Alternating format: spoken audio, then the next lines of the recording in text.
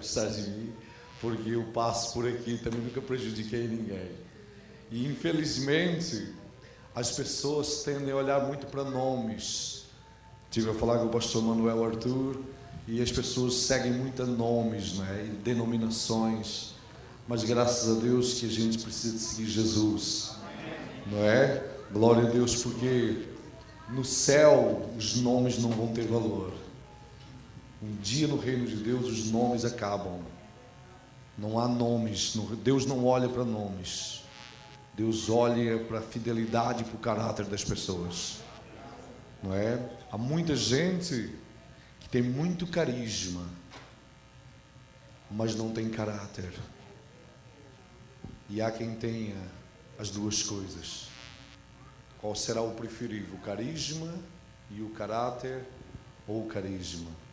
Muita gente carismática e com grandes nomes, mas depois nós olhamos para a vida deles, olhamos para o testemunho deles, olhamos para o histórico deles e olhamos para a obra deles e nós ficamos tristes, porque eles têm um nome, até têm uma certa entrada e uma certa fama no meio evangélico brasileiro, e não só entre a imigração na Europa e aqui nos Estados Unidos, mas depois a Bíblia diz que pelos seus frutos os conhecereis, não é? Eu agradeço ao pastor Manuel Arthur e ao ministério da igreja, porque já passo por essa igreja desde 1999. Fazem 13 anos que eu passo por aqui. Há 10 vezes que eu vim aos Estados Unidos. Estava a orar esta manhã, reciclando o meu ministério, e os 10 anos que eu passei pelos Estados Unidos, eu não falhei um aqui em Denver. Amém? Glória a Deus. Sinal que sou bem-vindo, pelo menos pelo pastor. Glória a Deus. O pastor nunca me disse não, né? Por favor, irmão querido, abra sua Bíblia. Aleluia. E engraçado, não é só em Denver. As 10 vezes que eu passei nos Estados Unidos, nesses últimos 13 anos, eu visito sempre as mesmas igrejas. A maioria das vezes, sempre as mesmas igrejas, né? Vou ali agora para Fall River, New Bedford, as mesmas igrejas. Graças a Deus sou bem-vindo ali também. Aleluia. Vamos ficar em pé e vamos ler o Salmo 128. Eu vou falar nesta noite de 3 coisas, 3 simples coisas que você vai memorizar durante a tua vida, que todos os cristãos, cada um de nós, precisa para uma vida efetiva na presença de Deus, para uma vida abençoada e, por que não, uma vida de alegria e uma vida de sucesso no sentido espiritual. Amém? Aleluia. Vamos ler então Salmo 128. Tem a sua Bíblia aberta? Se você tiver a mesma versão que a minha, leiamos juntos. Versículo 1. Bem-aventurado aquele que teme ao Senhor e anda nos seus caminhos, pois comerá do trabalho das suas mãos. Feliz serás e te irá bem. Diz a pessoa que está ao teu lado: feliz serás e te irás bem. Aleluia. Diga glória a Deus. Feliz serás e te irás bem. Amém? Agora abra comigo no Salmo 104. Põe aí um marcador para depois voltarmos aí. Salmo 104. Aleluia. E é um salmo dedicado a Deus. É um salmo, o Salmo 104 é um salmo totalmente dedicado à pessoa de Deus. Amém? É um salmo dedicado ao Pai nesse sentido. Diz assim, versículo 13, 104, 13. 104, 13 até ao 15. Aleluia. Ele rega os montes. Vamos ler juntos? Ele rega os montes desde as suas câmaras. A terra farta-se do fruto das suas obras. Faz crescer a erva para os animais e a verdura para o serviço do homem, para que tire da terra o alimento. E o vinho que alegra o coração do homem, e o azeite que faz reluzir o seu rosto, e o pão que fortalece o seu coração. Amém? Faz favor de sentar. Glória a Deus. Aleluia. Nós temos aqui 3 coisas que eu quero passar aos irmãos nessa noite. Eu penso que amanhã eu vou falar a mesma coisa, vou falar acerca do que eu vou dizer agora. Eu vim do ateísmo.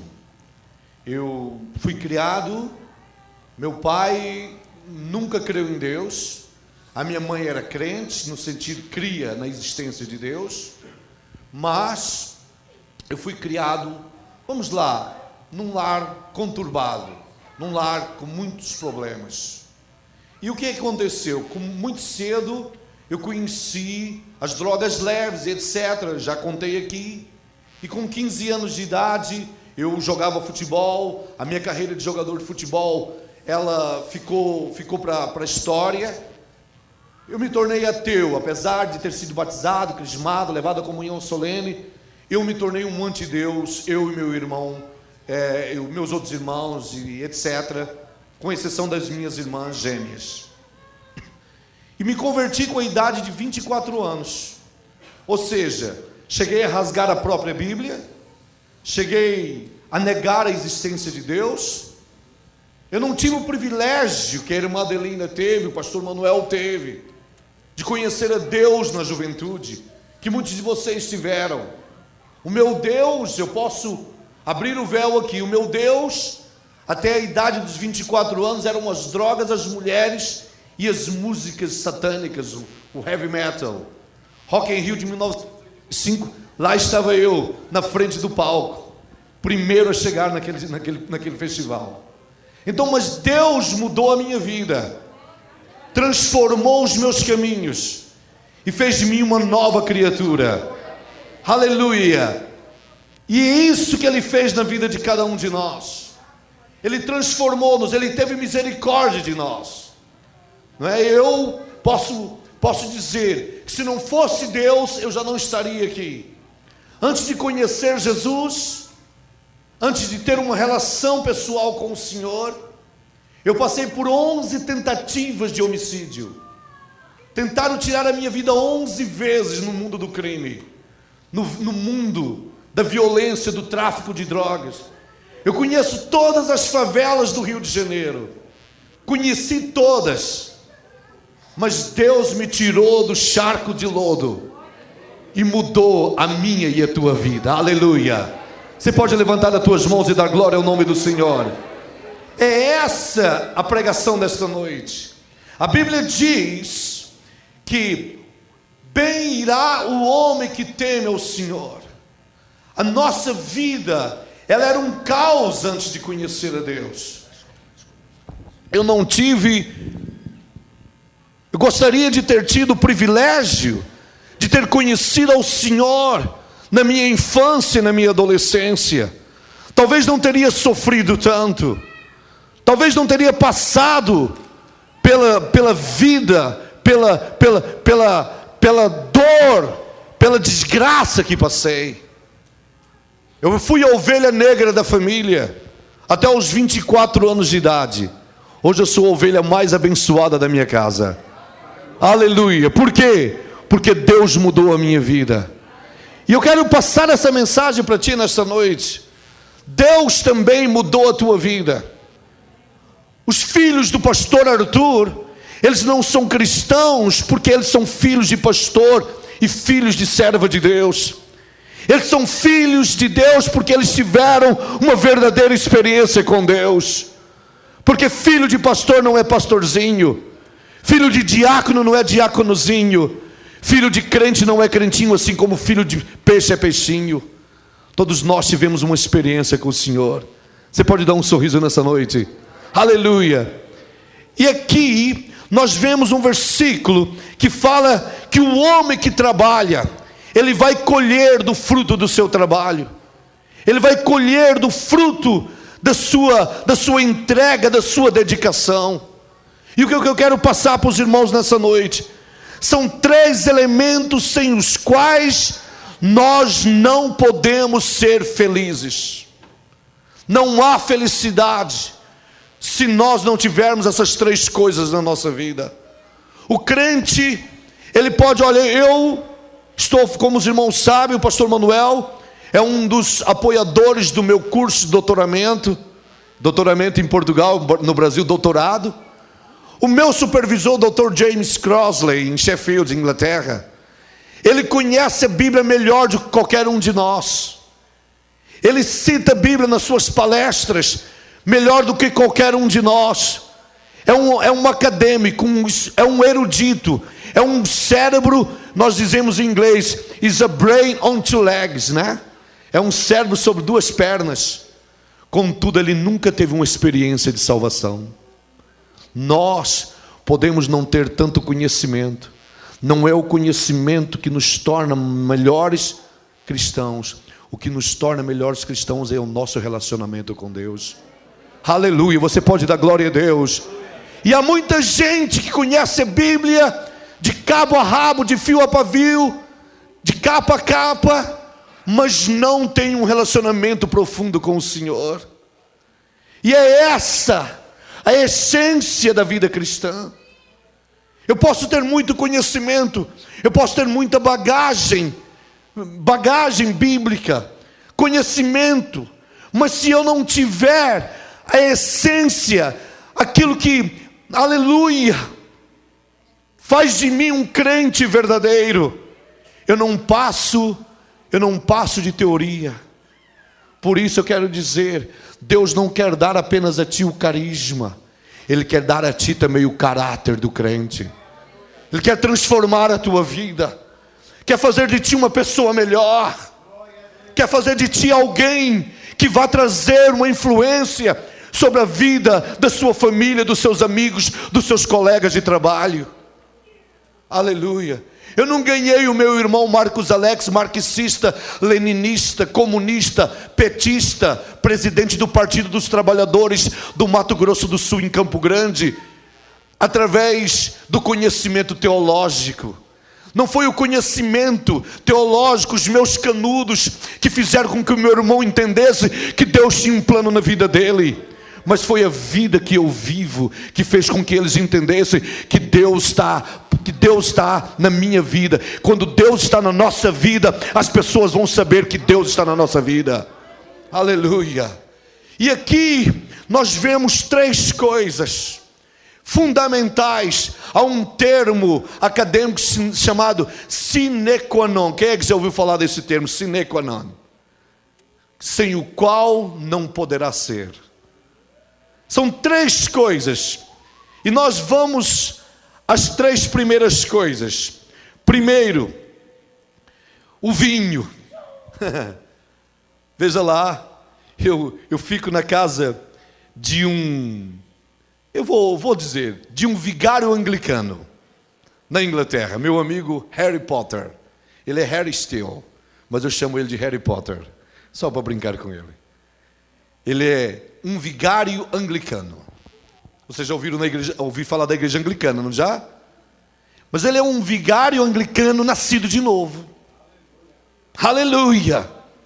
Ele é um anglicano evangélico com a mulher, com a Zoe, sua esposa. Eles nasceram de novo, têm um relacionamento profundo com Deus.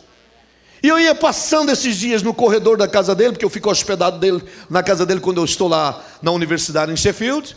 E eu deparei com esse versículo e eu não acreditei. God made the wine because He wants to see us happy. Eu disse, meu Deus, Deus criou o vinho porque nos deseja ver felizes. E eu fiquei e fui procurar na Bíblia, ver se de fato esse versículo existia. Não é? Deus fez o vinho porque Ele quer ver o coração do homem alegre. Isso na cultura europeia. E nós estamos a falar com gente adulta. Alô, amém? Se formos entrar na cultura europeia, cultura portuguesa, cultura francesa, cultura espanhola, cultura italiana, cultura polonesa, não choca com a nossa visão das coisas da palavra. Por quê? Porque naquelas culturas, se você não vive em Portugal, se você for a uma igreja portuguesa tomar a ceia do Senhor, se prepara, porque lá a ceia do Senhor é com vinho mesmo. é cultural. Só que eu não quero passar essa mensagem. Eu não estou aqui para discutir cultura. Eu estou aqui para discutir a essência do vinho bíblico. Porque há duas maneiras de entender a questão da alegria causada pelo vinho. Porque vinho no Novo Testamento é de fato sinônimo de alegria. Ah, mas espera aí, como é que você prova isso, pastor Reginaldo? Jesus disse: não se pode colocar vinho novo em odres velhos, mas se coloca vinho novo em odres novos. E aí é que nós vamos entender o significado do vinho no contexto do Novo Testamento. Ou seja, quem são os odres novos ali? O que é o vinho novo ali na concepção de Jesus Cristo? Não se coloca vinho novo em odres velhos. Quem faz vinho, quem conhece vinho, sabe que se colocar vinho novo em odres velhos, o que vai acontecer? Ele vai arrebentar, ele vai rachar, ele não vai conseguir suportar a fermentação causada pela uva. E isso exatamente foi aquilo que o Senhor fez na nossa vida. Você já está me entendendo o que eu estou a pregar?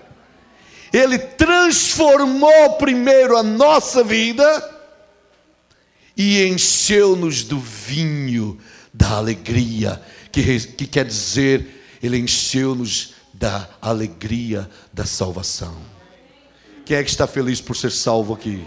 Você pode dar glória a Deus. Quem é que está feliz? Aleluia. Olha para a pessoa que está ao teu lado e diga: dá glória a Deus pela sua salvação. Aleluia.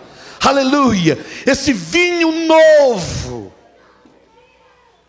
significa este milagre causado por Deus. Olha, eu vou dizer uma coisa para os irmãos. Não há nada mais precioso do que a salvação. Aleluia. Nós temos que nos embriagar desta alegria diária.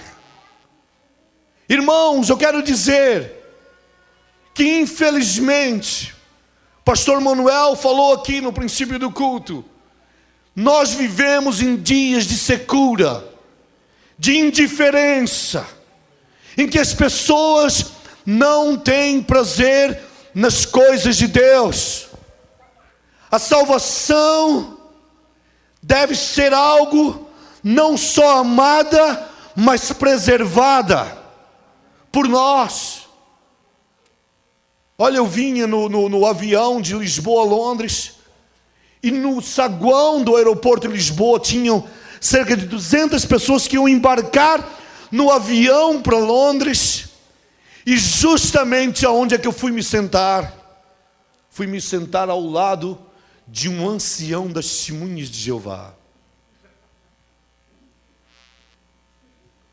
Mas incrível, quando eu marquei o voo para Lisboa, de Lisboa para Londres, irmã Adelina, a companhia aérea coloca já o meu lugar, o meu assento era o 28C.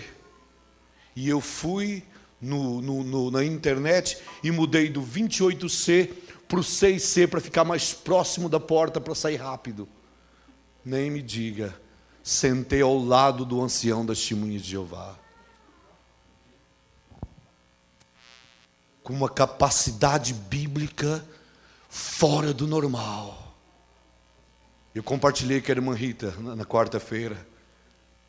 Ainda bem que ele encontrou alguém que tinha um pouco mais de bagagem do que ele. Graças a Deus. Aleluia. Aleluia. Por quê? Porque quem está em Cristo não só é nova criatura, mas está fermentado de alegria. Tem vida. A vida para ele, a vida cristã para ele não é boring. Não é algo insípido. Não é algo sem sabor. Quem é que gosta de água choca aqui?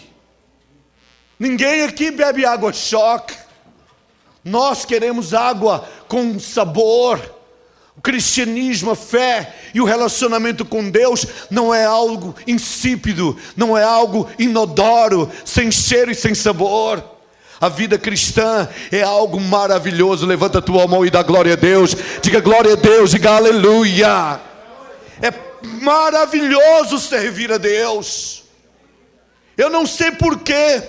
Certamente os irmãos vão entender a minha posição quando eu leio essa passagem. Aquele que mais se perdoa, mais se ama. Parece que eu chego à conclusão de que esse versículo parece que é profético. Quem mais se perdoa, mais se ama.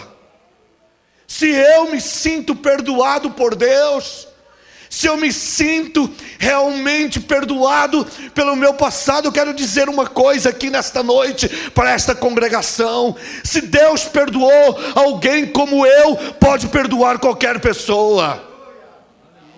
A única pessoa que sabe a minha vida toda é a minha mulher. Não escondi dela nada, mas para os irmãos eu não posso contar nem 40% daquilo que fui, daquilo que fiz. Mas eu quero dizer, não importa aquilo que fizeste ou aquilo que foste, o teu passado está perdoado, o teu passado está apagado, a tua vida, aleluia, está escondida em Cristo. Abraça a pessoa que está ao teu lado e dá glória a Deus por essa pessoa, aleluia. Esse vinho, esta alegria, esse desejo de amar a Deus.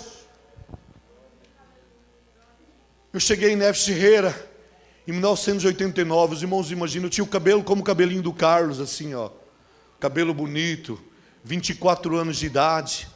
A juventude em Neves Ferreira naquela altura tinha mais de 200 jovens na sede da igreja em Lisboa. E logo chega ali um brasileiro com 24 anos de idade, com chamada para o ministério. Caí nas graças do pastor presidente, pastor Luiz Reis. Comecei logo cooperando nos cultos. Imagina, né? Choveu assim de pretendente, ó. Mas eu, sabe, que eu não sou burro. Eu tinha uma chamada para o ministério. E eu sabia que se eu não desse o passo certo, estragava a minha vida e a minha chamada. Então, quem é que eu olhei? Eu não fiquei de olho naquela que vinha de saltos altos, ali assim, que chegava às 11 horas da manhã, para a hora da escola dominical. Eu não olhei para aquela que tinha os cursos e os diplomas,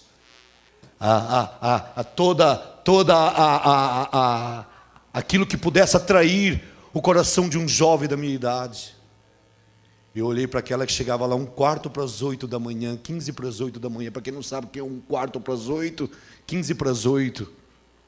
E estava lá de joelhos dobrados, orando, buscando a face de Deus.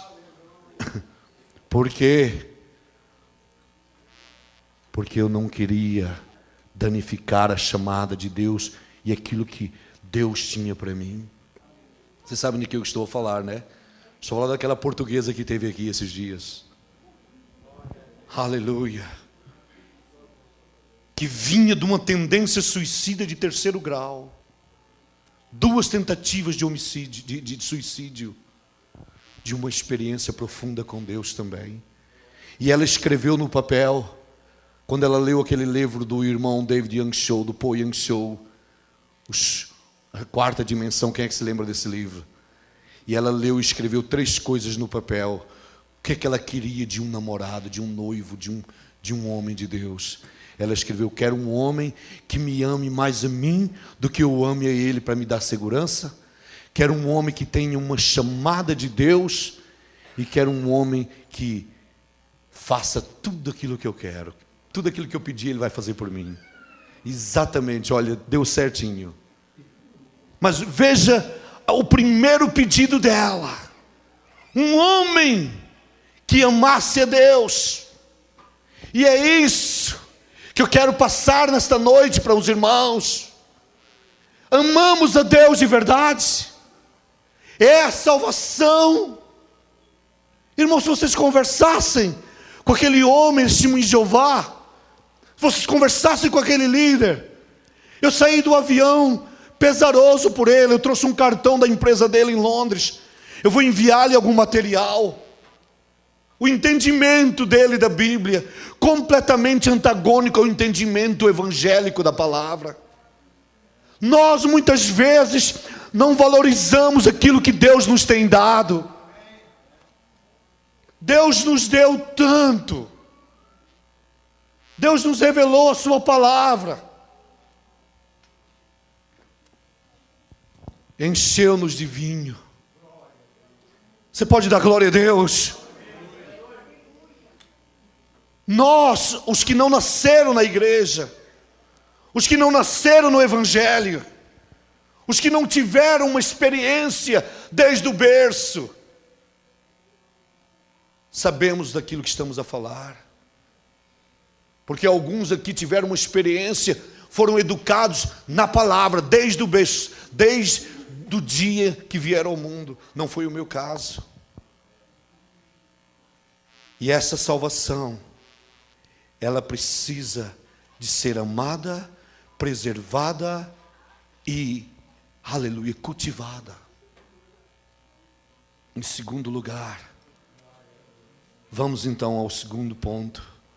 Primeiro é o vinho que alegra o coração. Você está alegre? Dá lá um sorriso nessa noite, vá lá.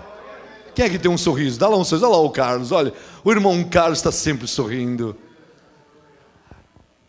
A minha esposa, quando nós saímos do culto para namorar, ela só chorava. Só chorava, chorava, chorava, chorava, chorava, chorava.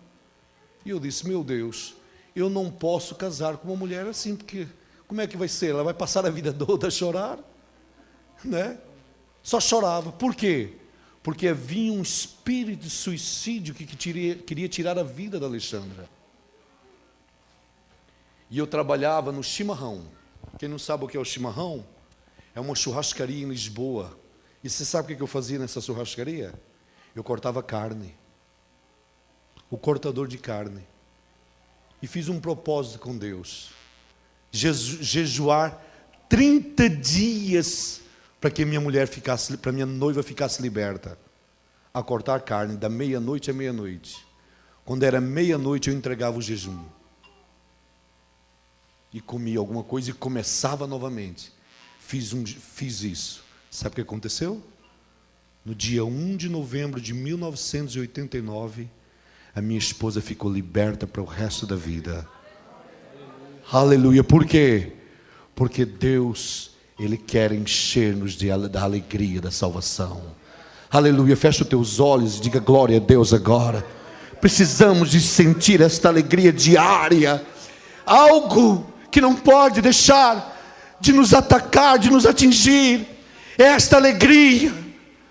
E se nós perdermos, por que é que Davi perdeu a alegria da salvação? Porque ele pecou. Davi pecou, cometeu pecado de adultério, cometeu pecado de homicídio, cometeu pecado de traição, cometeu pecado de preguiça, cometeu pecado de corrupção. Os irmãos sabem do que eu estou a falar, sobre a vida de Urias. E por isso precisou de escrever o Salmo 51, irmã Adelina. E nesse salmo ele diz: não retires de mim o teu Espírito Santo, e torna a dar-me a alegria da salvação. Quem é que quer essa alegria? Por causa do pecado, a alegria da salvação pode se ir embora. Por causa da nossa falta de intimidade com Deus, a alegria da salvação pode ir-se embora. Claro que ela não vai se embora de uma forma assim corriqueira, qualquer. Mas a salvação é algo que nós precisamos preservar. Em segundo lugar, fala do azeite. Os irmãos lembram-se da tremela no Brasil, não lembra da tremela? Os irmãos, nós estamos entre a maioria aqui é brasileira. Quem não conhece, os irmãos portugueses não conhecem tramela. Tramela é uma madeirinha que fechava a porta, que se usava, aquela tramelinha de madeira. E às vezes as portas, em Portugal também se usa ainda, tramela. Chamava-se tramela também em Portugal, pastor Arthur? Tramela. A tramela rangia, né? E o que era preciso para que ela deixasse fazer?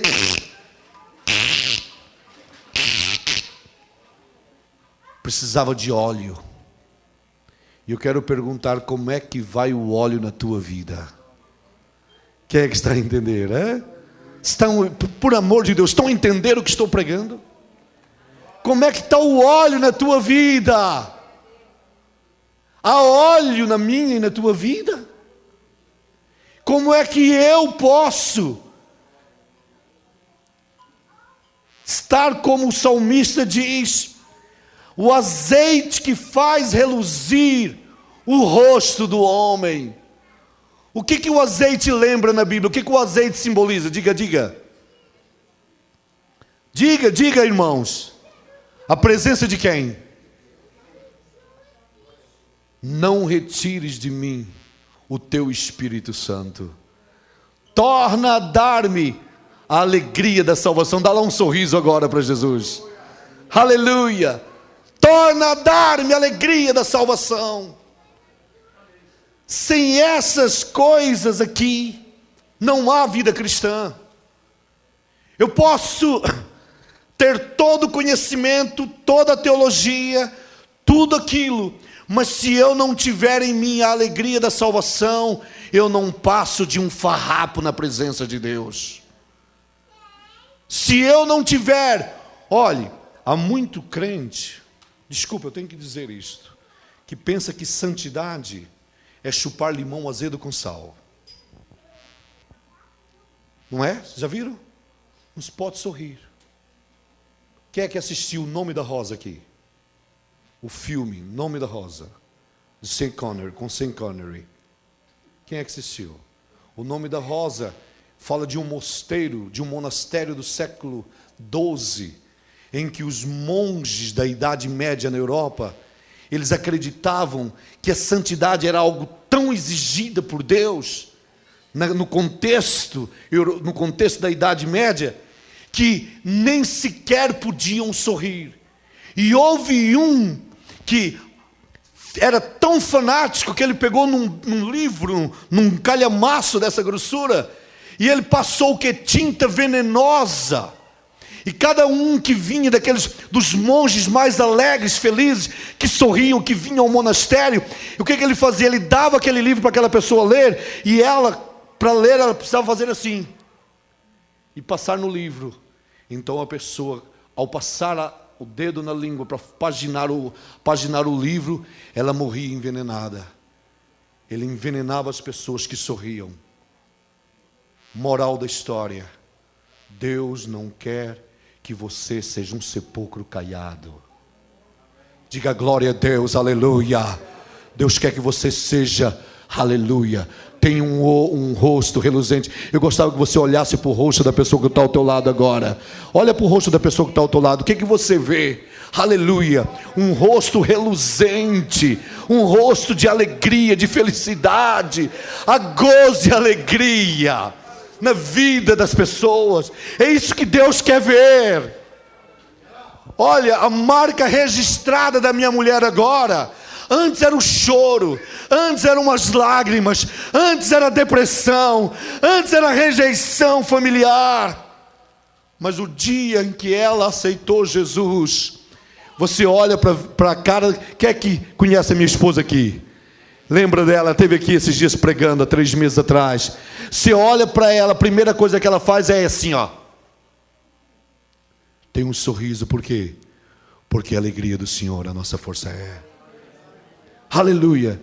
E se nós não temos um rosto reluzente, nós não passamos de pedras brutas.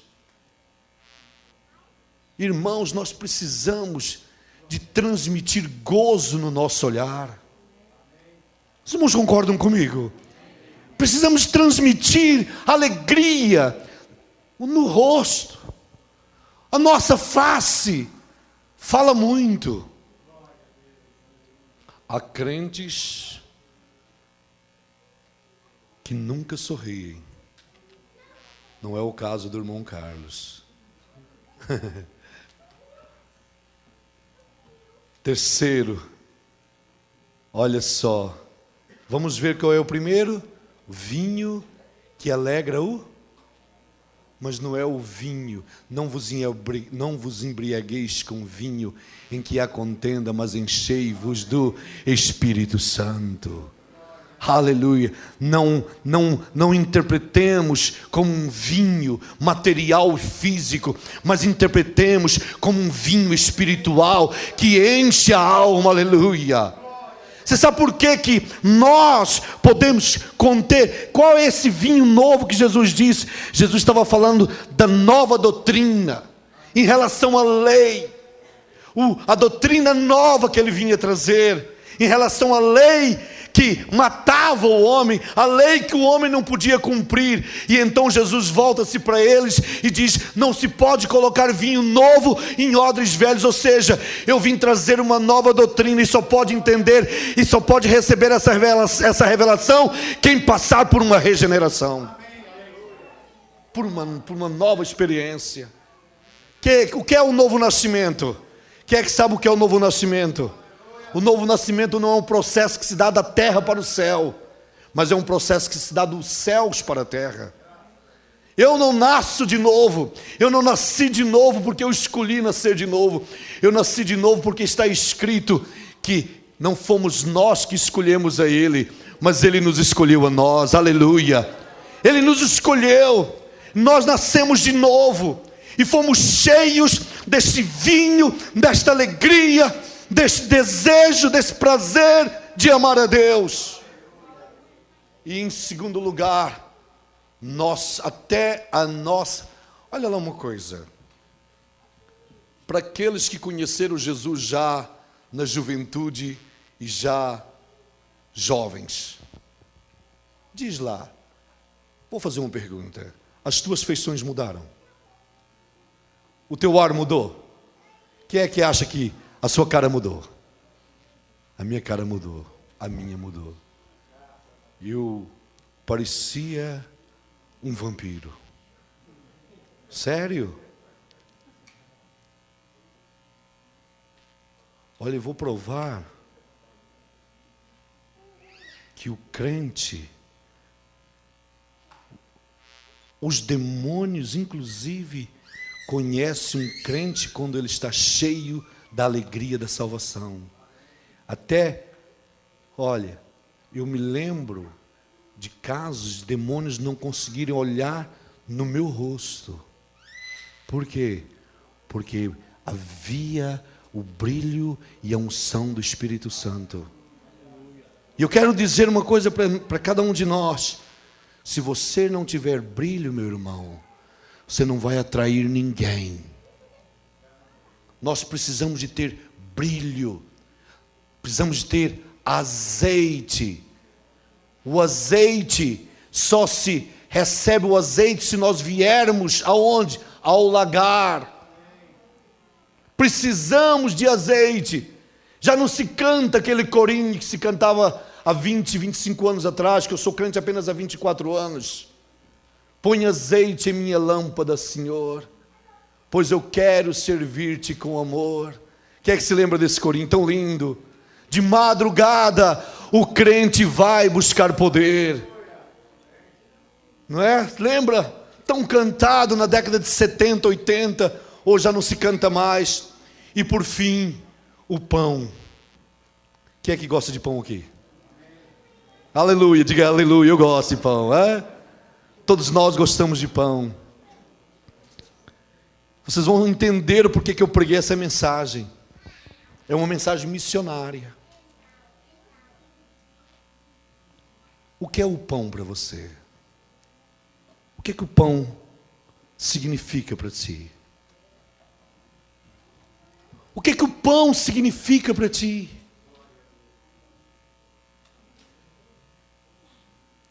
Os irmãos estão entendendo o que eu estou perguntando? Quem é o pão para vocês? O que o pão representa para ti? Você já notou? Nós podemos não ter nada em casa, mas se dissermos, olha, tenho um pedaço de pão, já ficamos satisfeitos. Amém? Diga comigo, eu sou o pão vivo que desceu do céu. Este pão, aleluia. Eu quero passar a mensagem do pão que desceu do céu aqui para os irmãos. Este pão, para mim, saciou a minha fome. Quando eu não tinha o que comer, quando eu estava com 52 quilos, morrendo com a cocaína, com os braços, com as agulhas penduradas, quando eu não tinha esperança nenhuma de vida, eu me alimentei deste pão. Você pode dar glória a Deus pela tua vida.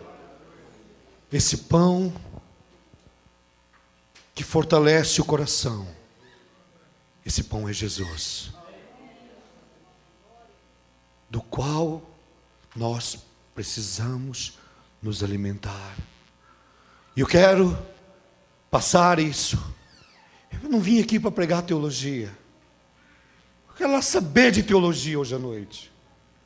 Eu vim aqui para pregar as coisas simples de Deus. Quero que os irmãos entendam. Precisamos dessas três coisas. Precisamos de alegria, precisamos de azeite e precisamos de pão. Veja, pão fala de provisão, alegria fala de vinho e azeite fala de testemunho.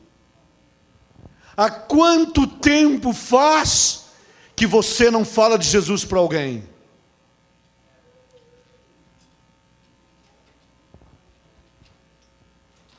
Azeite. Pergunta-te a ti próprio. Eu me lembro, e eu não me esqueço disso, em 1994, 5. Minha esposa foi visitar a costureira dela em Tomar, uma cidade a 200 quilômetros de Lisboa. E eu fiquei no carro. E a voz de Deus me incomodou várias vezes. Desce e vai lá falar de Jesus para aquela mulher. E eu não ouvi. Não, segunda-feira, quando eu vier de Lisboa, que eu ia a Lisboa aquele final de semana, eu vou falar de Jesus para ela. Eu venho aqui de propósito. Desce e vai. E eu não fui. Sábado à noite, eu estava na casa da minha sogra em Lisboa, assistindo o jornal da noite, quando ouço a notícia: aquela mulher, o seu marido e os 3 filhos foram terrivelmente assassinados naquela madrugada. Nunca mais esqueço isso. Aquilo me incomoda até hoje. Eu sei que Deus me perdoou, mas foi uma oportunidade que Deus me deu e eu não ouvi. E nós temos a alegria da salvação, desfrutamos do vinho que representa a alegria dada por essa mesma salvação, temos uma vida de unção, choramos na igreja, cantamos na igreja, falamos em línguas entre 4 paredes, mas não transmitimos aos outros, e por vezes deixamos o pão mofar na nossa despensa e não damos de comer ao faminto. Os irmãos estão entendendo o que eu estou a pregar? É duro, eu sei. Será que tenho moral para pregar o que eu estou pregando? Tenho. Pior que tenho, como diz no Rio de Janeiro. Pior que tenho. Se não tivesse, não pregava. Os irmãos estão entendendo? Ou se quiser, fala em português de Portugal. Estão a entender? Você tem todos os elementos necessários nas suas mãos para ter uma vida bem-sucedida na presença de Deus. Você tem a salvação, você tem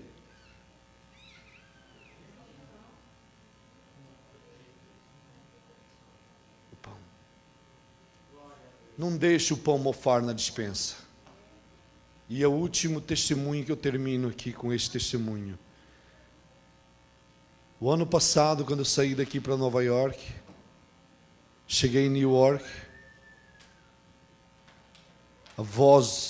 a mesma voz lá da costureira, dizendo: desce, desce. Mas por que eu vou descer? Eu vou para Newark, eu não vou ficar em Nova York, eu não quero descer em Nova York. Desce. E eu disse: mas não quero descer, não vou descer. E o incômodo continuou. Até que eu não aguentei mais. Olha, corri, o trem estava saindo para Newark, corri, peguei na minha mala e desci do trem. Passado 20 minutos, eu volto à estação para embarcar para Newark novamente. O supervisor na estação disse assim: não pode embarcar porque o trem que o senhor ia ficou bloqueado 1h30 lá. O senhor não pode ir porque o trem está bloqueado, as pessoas estão todas voltando a pé 1h30 de caminho. Pronto. Está aí a resposta. Mas não era a resposta. Então eu fui pegar o trem regional. Em vez de ir no Interstate, fui pegar o regional para ir para Newark. Quando eu passo, atravesso a 7th Avenue, vejo uma senhora negra orando e rezando diante de um Cristo no hospital ao lado de Times Square.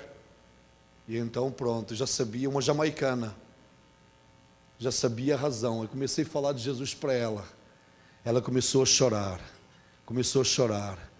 Daqui a pouco, vem lá de dentro do hospital uma senhora missionária jamaicana que estava ali, acompanhando uma irmã da igreja, falou de Jesus para ela. Sabe o que aconteceu? Lembrou-me o eunuco. Aquela senhora aceitou Jesus ali e foi para casa radiante. Quem é que pode dar glória a Deus? Eu entendi depois porque é que eu tive que descer ali em Nova York.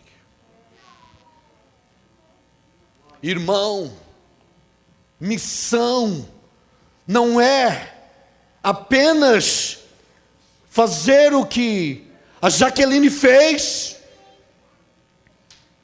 Não é preciso ir para Guiné-Bissau, Mongólia, China. Missão pode ser no seu lugar de trabalho. Missão pode ser na universidade onde você está.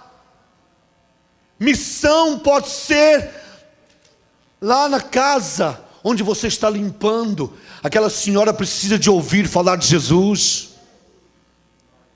Missão pode ser aonde você vive, o vizinho ao lado. Missão é onde eu estou. Missão é sentir compaixão. Missão é se preocupar em dar aos outros aquilo que recebemos. Se eu tenho e não divido e não reparto aos olhos de Deus, eu não passo de um egoísta. Vamos ficar em pé. Vamos fazer uma oração sincera nessa noite. Vou convidar os irmãos para virem aqui à frente. Venha aqui à frente. Se você quer fazer essa oração, venha. Venha aqui à frente. Diz: Senhor, eu quero deixar com que esses 3 elementos. Venha à frente, venha. Venha, os pastores, os irmãos vão orar por vós. Venha aqui e diga: Deus, eu quero essas 3 coisas na minha vida. Venha, Edson, venha à frente, venha, meu amor, meu amado. Venha à frente, venha, meu irmão, venha. Aleluia, aleluia, venha à frente em nome de Jesus. Olha como hoje não está a igreja toda, até podem vir todos, venha. Aleluia, venha à frente, venha ter comunhão uns com os outros aqui à frente, venha. Aleluia, aleluia, venham, aleluia. Em nome de Jesus, aleluia. Diga para a pessoa que está ao teu lado, fala com a pessoa que está ao teu lado, diga: peças a Deus azeite, peças a Deus alegria. Peças a Deus, aleluia. O pastor vai estar orando. Aleluia, venham, mas irmãs, não vamos agora conversar, venham, escolha alguém para orar com essa pessoa, amém? Junte-se a alguém, venha orar com alguém nesta noite, aleluia. Essa mensagem simples, uma mensagem, aleluia, down to earth, não há aqui nada de misterioso. O que Deus quer, aleluia. Veja que linda a irmã Adelinda orando pelo seu filhinho ali, olha, aleluia. Vamos orar uns pelos outros. Venham mais à frente, venha casal, venha irmão, traga o bebê aqui à frente, nós vamos orar por vós. Vem aqui, vai, não tenham receio, aleluia. Vou pedir aos colegas do ministério para orar pelas pessoas, aleluia, glória a Deus. O pastor vai estar orando, aleluia, glória a Deus. Graças a Deus, aleluia. Glórias a Jesus, aleluia. Nós vamos orar, mas eu queria falar para os irmãos algo que Deus falou no meu coração durante esta pregação. Os irmãos viram que a Alexandra, que é a esposa do pastor Reginaldo,